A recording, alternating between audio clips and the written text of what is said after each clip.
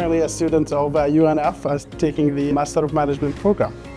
My educational background is in mechanical engineering and manufacturing engineering as well. The reason for taking the Master of Management program is to complete my education toward getting a better future in my career and then advancing my professional life.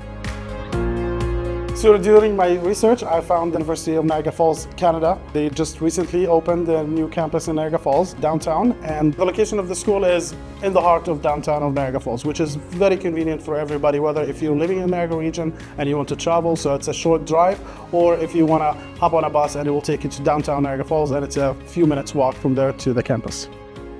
The reason for choosing the Master of Management program because it combines all the aspects that I'm looking to improve in my career, which is the business financing, project management, general management, marketing, and promoting your businesses in general. UNF is very flexible when it comes to choosing courses and how many courses you want to put into your load every semester. I went with a hybrid just because I'm a full-time working professional and I want to manage and balance between my work, life, and study balance, and I'm making really good progress in my education. My plans after graduation is to get a promotion within the same company that I'm working with. Currently, I'm a key account sales manager for the greenhouse construction company, and in the future, I'm looking to be a business and development manager.